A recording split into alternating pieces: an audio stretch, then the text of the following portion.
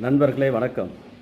வீடுகளை பொறுத்தவரை வந்து பார்த்திங்கன்னா நார்த் ஈஸ்ட், அதாவது நார்த் ஈஸ்ட் அப்படின்னு சொல்லி கேட்டிங்கன்னா வடக்கு கிழக்கு சார்ந்த பகுதி. இந்த வடகிழக்கு சார்ந்த பகுதியில் பொதுவாக நண்பர்களே ஒரு போர்வெல் இருக்கிறதோ, ஒரு பூஜை ரூம்பு போட்டு அமைச்சிக்கிறதோ, அல்லது அந்த இடத்துல கட்டட அமைப்பு வருவதோ வாஸ்து அடிப்படையில் அது குற்றம்னு சொல்கிறாங்க.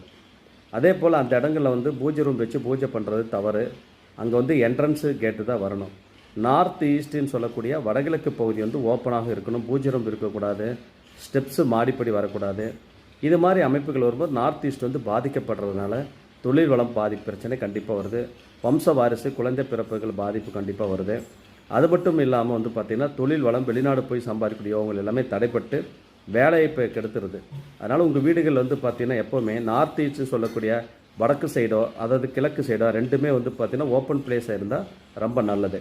அங்கே வந்து கட்டட அமைப்போ பூஜை ரூம்புகளோ மற்ற போர்வெல்லோ மாடிப்படி ஸ்டெப்ஸோ இந்த மாதிரி வரக்கூடிய அமைப்புகள் கீழே மட்டும் இல்லை, மேலே மாடியிலையும் உங்களுக்கு நார்த் ஈஸ்ட்டில் வந்து பார்த்திங்கன்னா படி ஸ்டெப்பு கட்டடங்கள் வரக்கூடாது.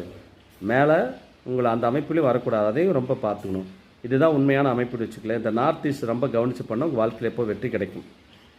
இன்னொரு விஷயம்னா உங்கள் வீட்டில் யாருக்காவது திருமண தடைகளோ வேலைப்பு தடைகள் இருந்தால் இந்த நார்த் ஈஸ்ட்டை கொஞ்சம் கவனிச்சிங்கன்னா உங்களுக்கு அது மூலிமா வெற்றி கிடைக்கும்.